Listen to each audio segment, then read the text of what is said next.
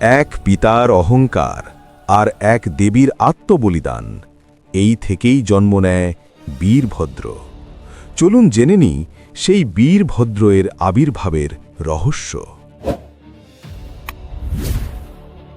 দক্ষযজ্ঞের মহাসভায় যখন দেবী সতী পৌঁছালেন, তখন তিনি বুঝে গেলেন এটি কোনো সাধারণ যজ্ঞ নয়।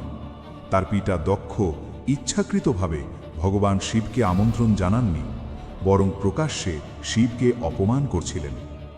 সতীর কাছে শিব শুধু স্বামী নন, তিনি ধর্ম, চেতনা ও সত্যের প্রতীক। সেই সত্যকে অপমান করা মানে গোটা সৃষ্টিকে অপমান করা। সতী উপলব্ধি করলেন, যে দেহ এমন অধর্ম ও অহংকারের সাক্ষী থাকে, সে দেহে আর থাকা যায় না।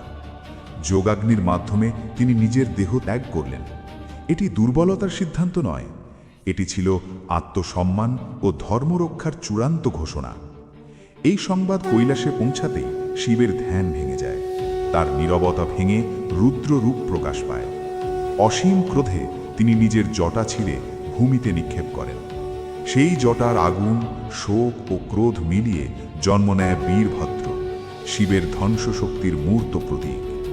বীরভদ্র ঝড়ের মতো যজ্ঞস্থলে পৌঁছে অহংকার চূর্ণ করেন, যজ্ঞ ধ্বংস করেন এবং দক্ষকে শাস্তি দেন। এই ধ্বংস প্রতিশোধ নয়, এ ছিল শিক্ষা। ধর্মকে অবমাননা করলে শক্তিও ধ্বংসরূপ ধারণ করে। তাই সবাই বলো, হর হর মহাদেব।